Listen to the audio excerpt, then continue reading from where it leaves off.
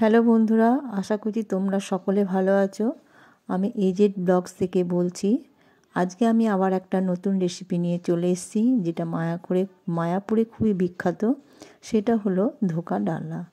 এই ধোঁকা ডালনা কীভাবে করব সেটা বলে দিই।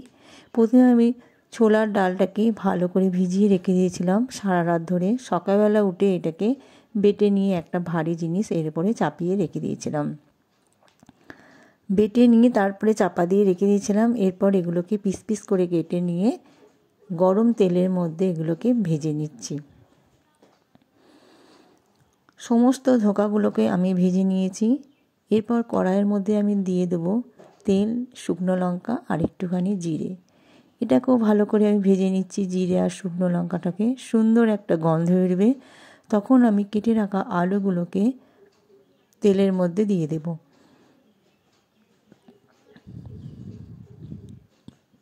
সব আলুগুলো এইভাবে ভেজে নেব।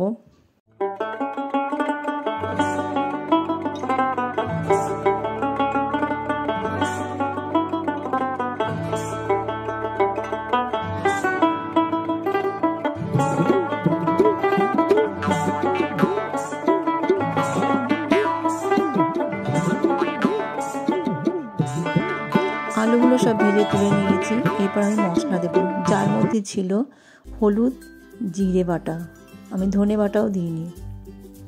এরপর এটাকে ভালো করে নেড়ে নেব সুন্দরভাবে। বেশ মশলাটাকে আমি কষিয়ে নেব। যেহেতু জিরে বাটা আছে, জিরেটা একটা সুন্দর গন্ধ বেরোবে। কষিয়ে নেওয়ার পরে ততক্ষণ আমি এটাকে সুন্দরভাবে ভেজে নেব তেলের সাথে। তেলটা আমার ছেড়ে গেছে, মশলাটাও বেশ সুন্দর করে ভাজা হয়ে গেছে, বুঝতেই পারছো। দিয়ে দিলাম এর মধ্যে চিনি। ধোঁকার ডালনা একটু মিষ্টি মিষ্টি, যেহেতু নিরামিষ সেই জন্য একটু মিষ্টি মিষ্টি খেতে বেশি ভালো লাগে। চিনি দিয়ে ভালো করে আমি নেড়ে নিলাম। খুব সহজ পদ্ধতিতে সবাই এটা করতে পারবে, তোমরা বাড়িতে করে দেখবে। এরপর এর মধ্যে দিয়ে দিচ্ছি আমি একটু টমেটো সস।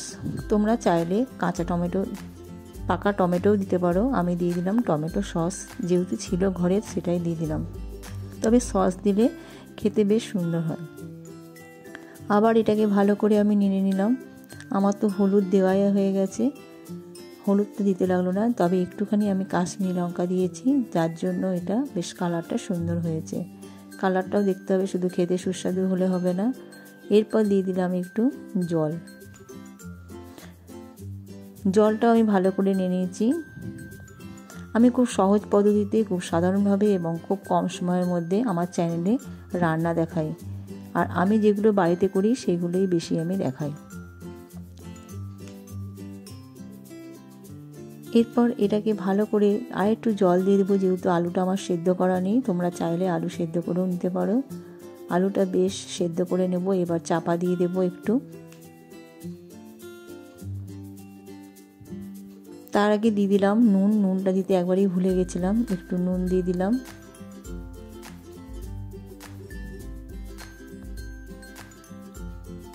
আর এরপর আমি ধোঁকাগুলোকে ছেড়ে দিলাম, কারণ ধোঁকাগুলো একটু নরম হবে, বেশ সেদ্ধ হয়ে যাবে। জলটা যা টানবার টেনে নেবে। পরে দিলে পরে কি হবে, এটা জলটা পুরোটা টেনে নেয়, শুকিয়ে যায় আর ভালো লাগে না খেতে। সেই জন্য আমি ধোঁকাটা এখনই দিয়ে দিলাম। হয়ে গেল আমার নিরামিষ ধোঁকার ডালনা।